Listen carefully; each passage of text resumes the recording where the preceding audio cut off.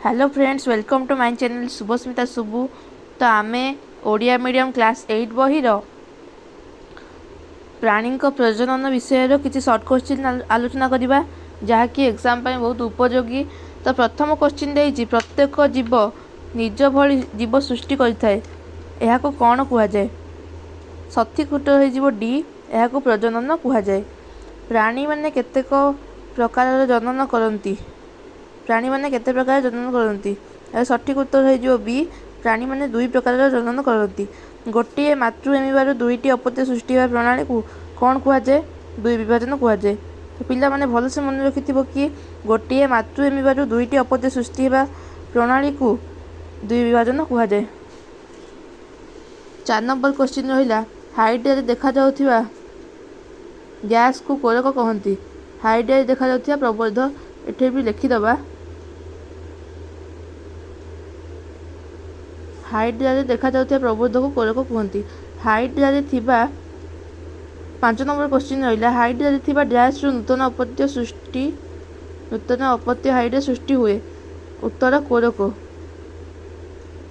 Hydra थिबा कोरक रु नूतन अपत्य हाइड्रा सृष्टि हुए।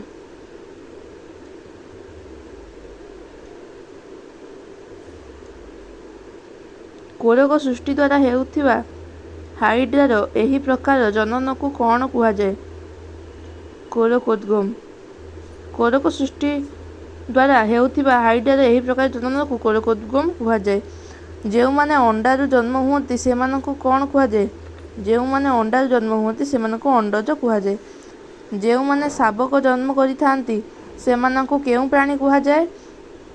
उत्तर, जेउमाने शावक जन्म करिथांती सेमानंकु जरायुज कुहाଯାଏ। बेंगर डिंबर केउं प्रकार प्रक्रिया रे समायन हुए? उत्तर हेउची बेंगर डिंब बही समायन द्वारा समायित हुए।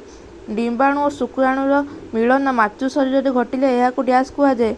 डिंबाणु और शुक्राणुर मिलन मातृ शरीर घटिले एहाकु अंतः समायन कुहाଯାଏ। 11 नंबर क्वेश्चन, समायन परवर्ती डिंबाणु को कौन कुहाଯାଏ? समायन परवर्ती डिंबाणु को जुग्मज कुहाଯାଏ। डैश विभाजन पर भ्रूण सृष्टि हुए।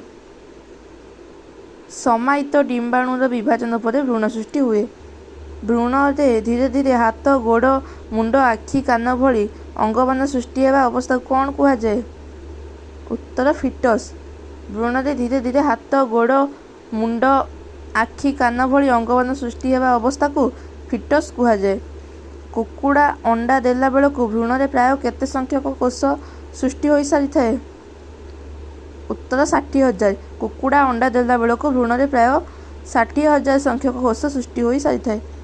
कुकुड़ार भ्रूण चियां रे परिणत हेबा पई केते दिन लागि थाए? उत्तर, कुकुड़ार भ्रूण चियां रे परिणत हेबा पई 3 सप्ताह निये। बेंग फुलारू बेंगर सृष्टि भली परिवर्तन को कौन कुहाଯାଏ? बेंग फुलारू बेंगर सृष्टि भली परिवर्तन को रूपांतरण कुहाଯାଏ। डिंबाणु और शुक्राणु को संग्रह करी शरीर बाहर डिंबाणुर समायन करिया प्रणाली को कौन कुहाଯାଏ? उत्तर, इनविट्रो फर्टिलाइजेशन। डिंबाणु और शुक्राणु संग्रह करी शरीर बाहर डिंबाणुर समायन करिया प्रक्रिया को इनविट्रो फर्टिलाइजेशन कुहाଯାଏ। आईवीएफ प्रक्रिया रे जुग्मज सृष्टिर केते दिन पर एहाको पुनर्बार मातृ जरायुर अवस्थापित कराଯାଏ? उत्तर, आईवीएफ प्रक्रिया रे जुग्मज सृष्टिर 1 सप्ताह पर एहाको पुनर्बार मातृ जरायुरे अवस्थापित कराଯାଏ।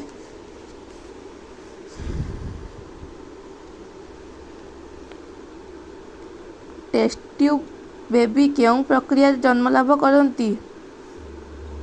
उत्तर, टेस्ट ट्यूब बेबी आईवीएफ प्रक्रिया रे जन्म लाभ करती। विश्वर प्रथम टेस्ट ट्यूब बेबी केबे जन्म होइथिला? विश्वर प्रथम टेस्ट ट्यूब बेबी 25/7/1978 मसीह जन्म ग्रहण करथिला। विश्वर प्रथम टेस्ट ट्यूब बेबीर नाम कौन? विश्वर प्रथम टेस्ट ट्यूब बेबीर नाम हेउची लुइस ब्राउन। निम्नोक्त केउं वैज्ञानिक द्वय मिसी आईवीएफ जरिया प्रत्येक टेस्ट ट्यूब ଜରିଆରେ ପ୍ରଥମ ଟେଷ୍ଟ ଟ୍ୟୁବ୍ ବେବି ବିକଶିତ କରିଥିଲେ? ଉତ୍ତର ହେଉଛି ଏଡୱାର୍ଡ ଆଉ ରବର୍ଟ। ଏଡୱାର୍ଡ ଓ ରବର୍ଟ ବୈଜ୍ଞାନିକ ଦ୍ୱୟ ମିଶି IVF ଜରିଆରେ ପ୍ରଥମ ଟେଷ୍ଟ ଟ୍ୟୁବ୍ ବେବି ବିକଶିତ କରିଥିଲେ। ରବର୍ଟ ଏଡୱାର୍ଡସଙ୍କୁ ଡ୍ୟାସ୍ ମସିହାରେ ନୋବେଲ ପୁରସ୍କାର ପ୍ରଦାନ କରାଯାଇଛି? ଉତ୍ତର ରବର୍ଟ ଏଡୱାର୍ଡସଙ୍କୁ 2010 ମସିହାରେ ନୋବେଲ ପୁରସ୍କାର ପ୍ରଦାନ କରାଯାଇଛି। କୋଷ ଅଙ୍ଗ କିମ୍ବା ଜୀବ ଶରୀରର ଅବିକଳ ନକଲ ସୃଷ୍ଟିକୁ କ'ଣ କୁହାଯାଏ? କୋଷ ଅଙ୍ଗ କିମ୍ବା ଜୀବ ଶରୀରର ଅବିକଳ ନକଲ ସୃଷ୍ଟିକୁ ପ୍ରତିରୂପୀକରଣ କୁହାଯାଏ। କେଉଁ ଅନୁଷ୍ଠାନ ସର୍ବପ୍ରଥମେ ଏକ ସ୍ତନ୍ୟପାୟୀ ପ୍ରାଣୀର କ୍ଲୋନିଂ ପ୍ରକ୍ରିୟାରେ ସଫଳ ହୋଇଥିଲା? ରୋଜଲିନ୍ ଅନୁଷ୍ଠାନରେ ସର୍ବପ୍ରଥମେ ଏକ ସ୍ତନ୍ୟପାୟୀ ପ୍ରାଣୀର କ୍ଲୋନିଂ ପ୍ରକ୍ରିୟାରେ ସଫଳ ହୋଇଥିଲା। ଭିଡ଼ିଓଟିକୁ ଏଇଠି ଶେଷ କରିବା। ରହୁଛି। ଜୟ ଜଗନ୍ନାଥ।